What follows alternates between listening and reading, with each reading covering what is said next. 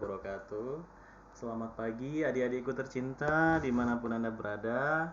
Kali ini Bapak akan mengajarkan ya paket B ekonomi tentang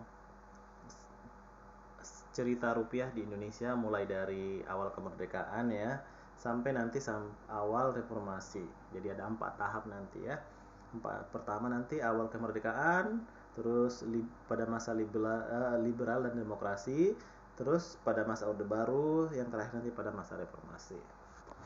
Oke, kita mulai dari awal kemerdekaan ya. Kalau zaman dulu pada awal kemerdekaan kita, uang yang beredar itu belum ada, namanya uang rupiah. Jadi pada masa itu masih adanya adalah mata uang Jepang gitu kan. Nah, kita tidak mungkin memutus mata uang Jepang tersebut sementara kita belum ada mata uang penggantinya. Nah, jadi disahkanlah oleh pemerintah Indonesia mata uang yang berlaku saat itu adalah mata uang The Japanese Bank, terus mata uang pemerintah Hindia Belanda, dan mata uang pemerintah penduduk Jepang. Nah, ada 3 mata uang yang berlaku pada masa itu. Terus berikut adalah bentuk uangnya. Nah, ini dia. Oke, ada 4 ya gambar yang ditunjukkan. Mata uang dengan keterangan adalah mata uang yang berlaku pada masa penjajahan. Oke.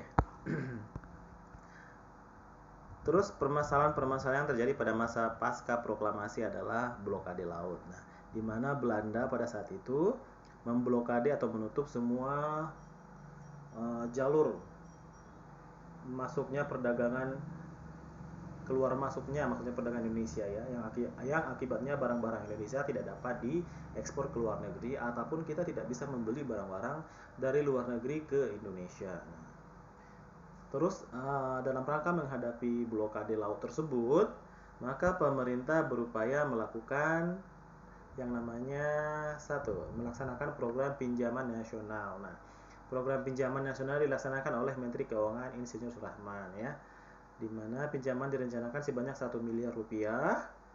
Terus pinjaman akan dibayar kembali selambat-lambatnya dalam waktu 40 tahun. Nah, pada bulan Juli 1946, seluruh penduduk Jawa dan Madura diharuskan atau menyetor menabung sejumlah uang kepada bank tabungan pos dan rumah-rumah pegadaian. Pada tahun pertama sudah terkumpul uang sebanyak 500 juta rupiah pada masa itu ya. Pelaksanaan pinjaman ini dinilai sukses. Kesuksesan merupakan bukti dukungan rakyat terhadap negara. Nah, tanpa dukungan dan kesadaran rakyat yang tinggi, dapat dipastikan negara kita akan mengalami kebangkrutan. Nah, yang kedua adalah yang dilakukan adalah diplomasi ke India. Nah, di mana kita membantu pemerintah India dengan menghadapi bahaya kelaparan dan mengirimkan beras seberat 500 ton ya. Sebagai imbalannya adalah pemerintah India menjanjikan akan mengirimkan bahan pakaian yang sangat dibutuhkan oleh rakyat Indonesia. Terus nomor 3, mengadakan hubungan langsung ke luar negeri ya, melalui Banking and Trading Corporation. Nah, lokasi utama adalah melalui jalur Sumatera. Nah, tujuan utamanya adalah Singapura dan Malaysia. Nah, untuk ini dilakukan dengan perahu layar dan kapal motor cepat pada masa itu. Pelaksanaan penembusan blokade dilakukan oleh Angkatan Laut Republik Indonesia dengan bantuan dari pemerintah daerah penghasil barang-barang ekspor. Melalui upaya ini Indonesia berhasil menjual barang-barang ekspor dan memperoleh barang-barang impor yang dibutuhkan. Nah, itu pada masa itu ya. Terus lanjut, yang kedua adalah pada masa demokrasi liberal dan demokrasi terpimpin. Nah, oke. Pada masa ini Indonesia masih menghadapi berbagai masalah ekonomi, seperti beban ekonomi keuangan yang harus ditanggung oleh Indonesia sebagai yang disepakati dalam konferensi meja bundar atau KMB, defisit keuangan yang serta upaya mengubah struktur ekonomi kolonial menjadi ekonomi nasional. Oke, dari kolonial ya menjadi ekonomi nasional. Nah, terus dalam rangka memperbaiki ekonomi, pemerintah berupaya mengubah struktur ekonominya tersebut melalui kolonial menjadi ekonomi nasional. Nah, cara-cara apa aja yang dilakukan adalah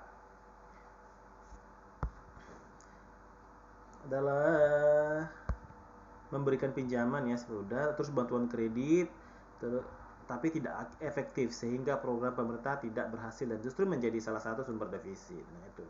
Nah, masalah perekonomian yang muncul ini pun akhirnya menimbulkan berbagai upaya untuk mengatasinya adalah upaya-upaya tersebut antara lain sebagai berikut. Nah, Gunting Syarifuddin nih, kebijakan yang dilakukan adalah melakukan pemotongan nilai uang sunering. Jadi caranya memotong semua uang yang bernilai 2,50 rupiah ke atas sehingga nilainya tinggal setengahnya. Terus tindakan ini dilakukan pada tanggal 20 Maret 1950 untuk menanggulangi defisit anggaran. Melalui kebijakan ini jumlah uang yang beredar dapat dikurangi. Terus lanjut ke sistem ekonomi gerakan benteng.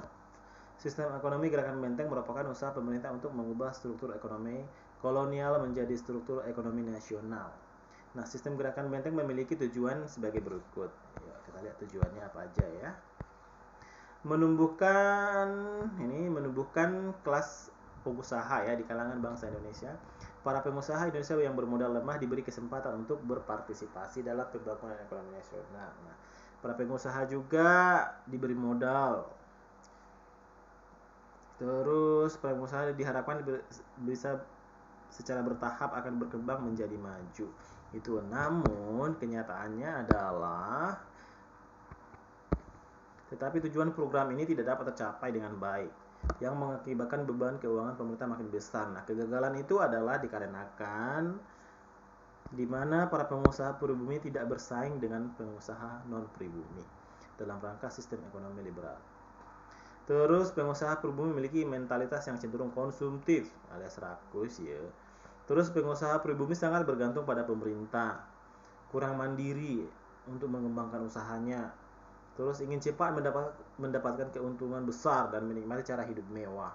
Terus menyalahgunakan kebijakan dan mencari keuntungan secara cepat dari kredit yang mereka peroleh. Ini National de Japanese Bank ya, gambarnya ya. Terus lanjut. Di sini juga ada jelaskan tentang sistem ekonomi Alibaba, terus devaluasi mata uang rupiah, terus mengeluarkan deklarasi ekonomi. Itu pada masa itu. Nah, sekarang bagaimana dengan perkembangan pada masa Orde Baru?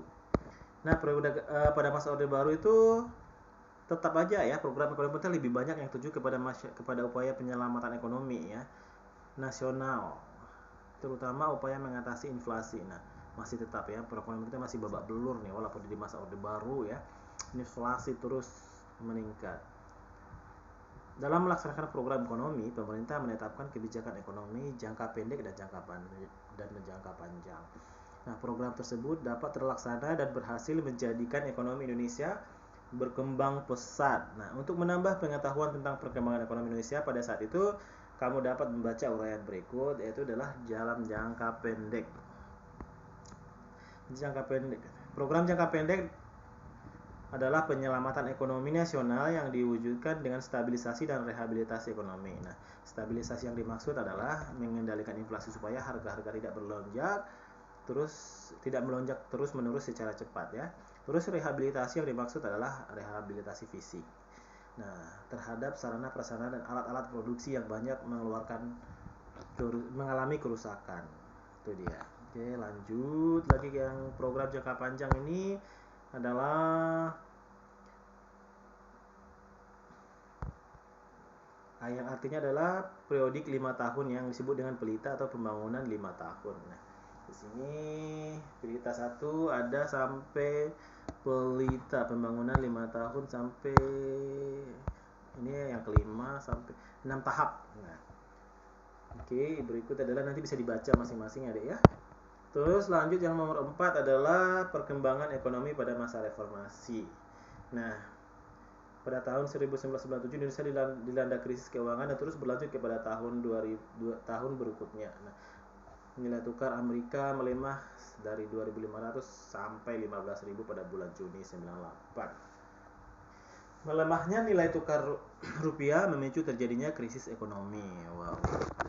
Nah, berikut adalah di masa-masa pemerintahannya mulai dari B.J. Habibie, terus pemerintahan sampai Abdurrahman Wahid, Oke, nanti bisa dibaca ya langkah-langkahnya.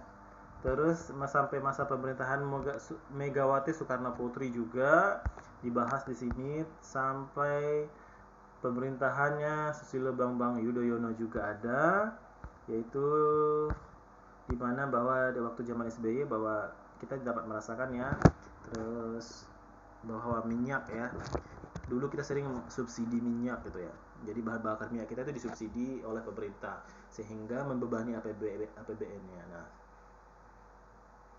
disitulah akhirnya sampai sekarang kenapa pemerintah tidak lagi mensubsidi BBM, karena bahan bakar minyak sekarang kan sangat membebankan anggaran kita, jadi sehingga keluarlah kebijakan bahwa sekarang tanpa non subsidi tapi dengan harga yang masih layak terjangkau, muncullah yang namanya Pertalite ya.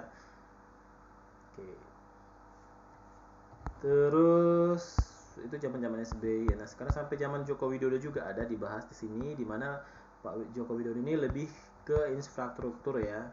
Di masa sekarang ini kita lihat bahwa pembangunan sangat pesat ya, bahkan mulai dari Papua hingga bahkan di Batam sendiri ya, pembangunan jalan yang begitu cepat ya. Karena tujuan dari infrastruktur ini adalah untuk kemajuan ekonomi kita di masa mendatang. Contohnya nih, dengan adanya jalan tol, jadi pendistribusian barang-barang yang kita butuhkan akan bisa sampai ke masyarakat dengan cepat, dan pembangunannya pun akan semakin cepat. Itu adalah tujuan dari infrastruktur tersebut. Oke. Di sini akan ada soal-soal ya adik-adikku, di mana itu ada sekitar 10 soal, dan ini nanti harap diselesaikan, dikerjakan ya di rumah. Bisa dibaca ulang materi tersebut di atas. Nanti selesai dikerjakan bisa dikirimkan jawabannya ke Bu Ita atau ke saya ya. Kalau untuk ke Bapak boleh di 0878 9400 4875. Bisa di WhatsApp juga jawabannya. Nanti kita akan memberikan nilai dari hasil ujian tersebut. Atau bisa juga di WA ke Bu Ita ya. Ke sekolah kita PKBM Al Ihsan, nanti bisa di WA. Cantumkan nama, jangan lupa, karena dengan namanya nanti kita bisa nilai mau diberikan nilai berapa. Oke, terima kasih. Assalamualaikum warahmatullahi wabarakatuh.